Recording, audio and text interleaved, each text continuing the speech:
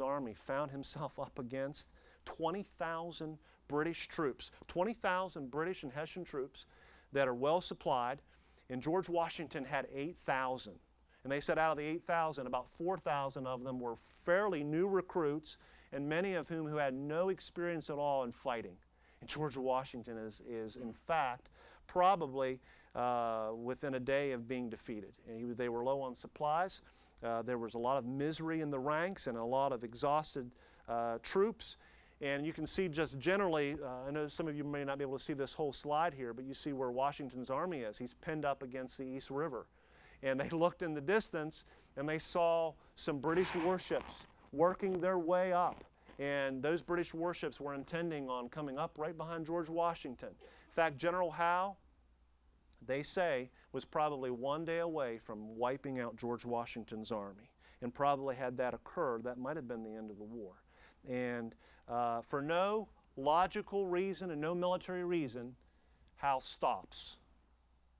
Now, he stops to rest his troops, but he was probably one day away from winning. And that's when the providence of God happens. It started to rain, and it started to rain hard, and there were strong winds accompanied those storms. And what happened? Well, it prevented those British warships from making their way up behind the river, behind the East River there. They couldn't make it. One of them had 82 guns. And all of a sudden, it began. God used the weather. And there's a great passage of Scripture I read this past year there from Job chapter 37 that talks about God using the weather to accomplish His will and the breath of God. And some great passages there. So on August the 28th, George Washington decides he better get off of Long Island. And he took that as a real signal there. And he started marching. He took his 8,000-man army, started marching down the East River in the middle of the night. In fact, they gave him orders, no talking, no sound. They took and muffled their wagon wheels with rags so they could get down to the East River. And then there were a group of men from Massachusetts Bay, some fishermen, that started taking Washington's army across that river, a mile across and a mile back all night long, evacuating that 8,000-man army.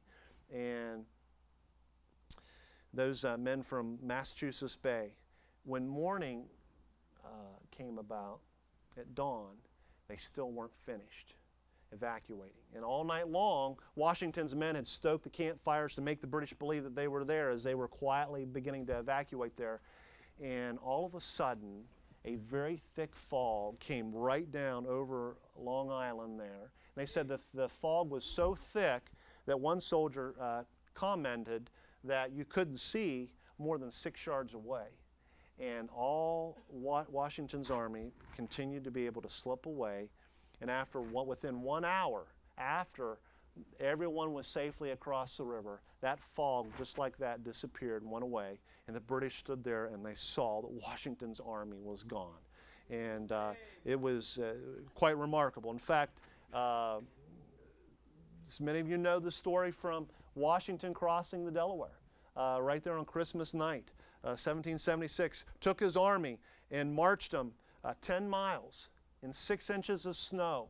And managed in a 45-minute battle there, take 900 prisoners, and they didn't lose one life in that. And this was a battle, and this was a victory that really boosted morale for Washington's army. And there were men that signed back up that next year. You know, General Henry Knox said that he believed God's hand was in that. He said providence seemed to have smiled upon every part of this enterprise. Let me ask you a question. Do you see the providential hand of God in your life? Are you going through some dark hours? Are you going through some struggles?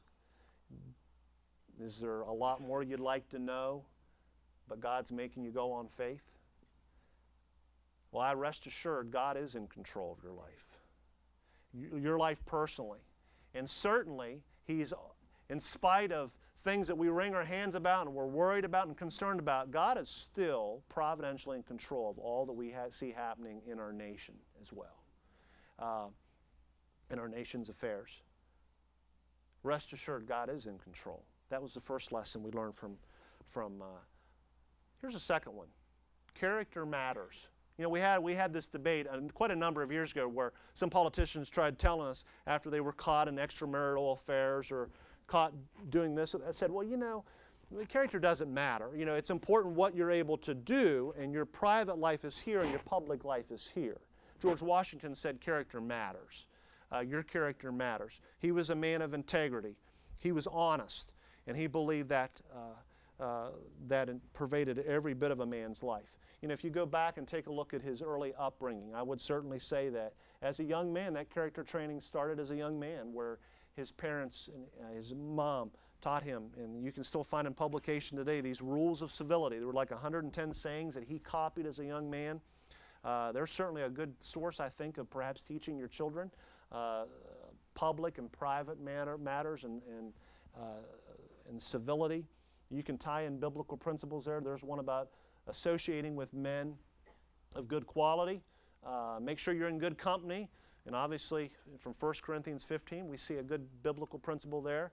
When you speak of God or His attributes, let it be serious and with reverence. How about Exodus chapter 20, verse 7?